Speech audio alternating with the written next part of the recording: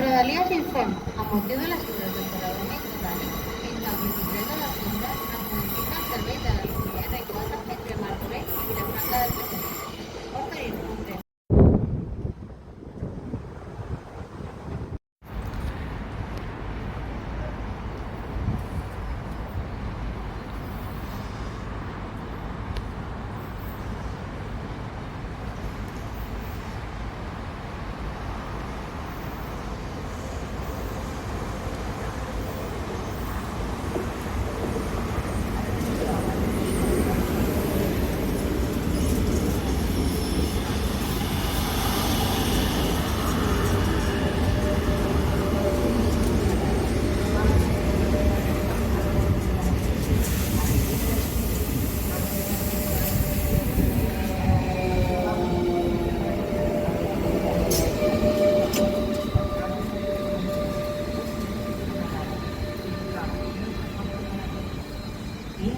R4.